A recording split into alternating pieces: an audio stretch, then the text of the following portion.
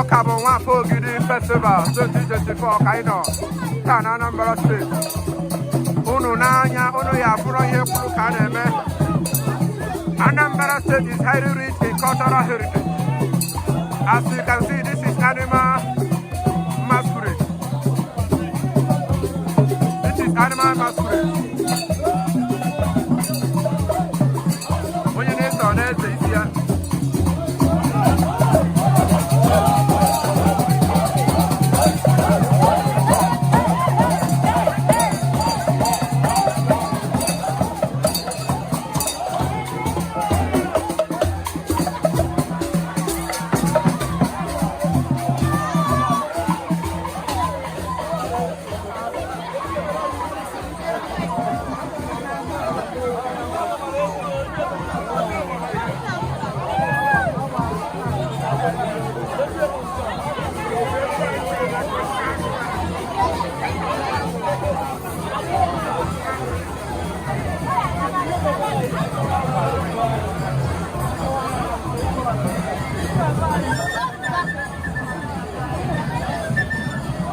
This is one Pogiri, as you can see beautiful people all over the world.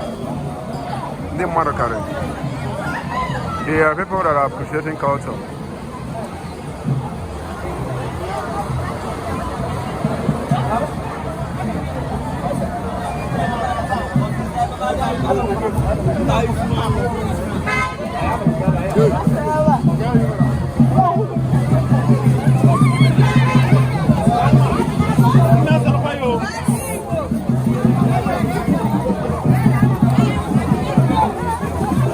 Another one is coming.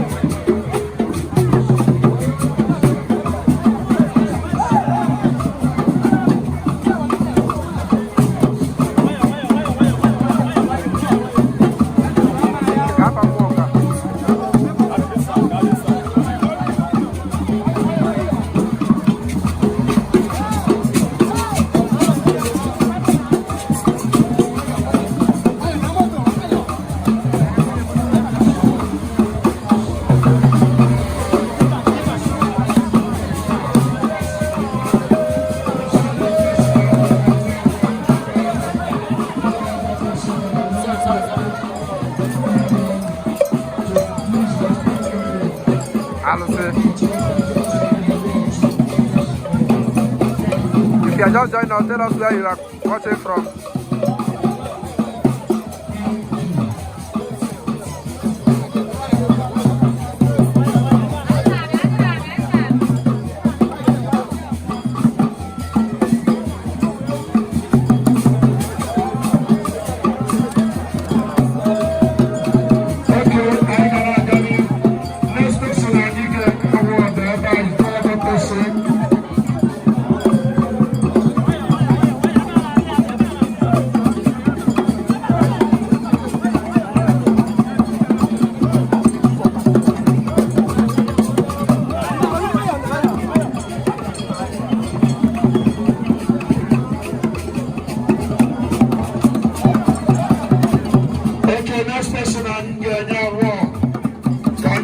Professor Franco Capo, my chairman,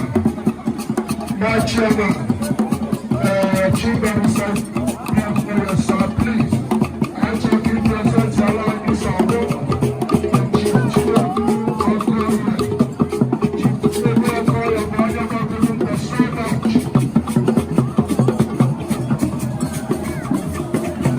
Another one is coming.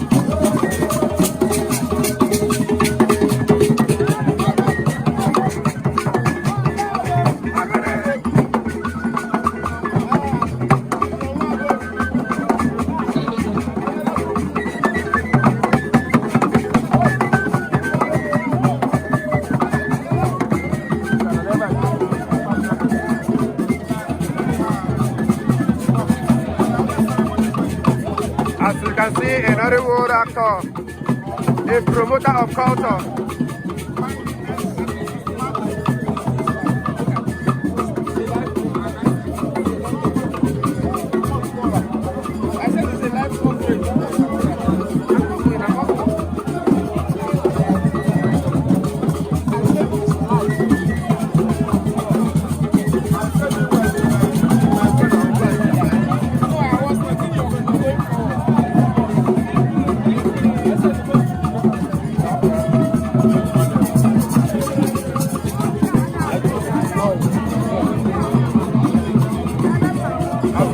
Here are the promoter of culture. Our cultural heritage must be preserved.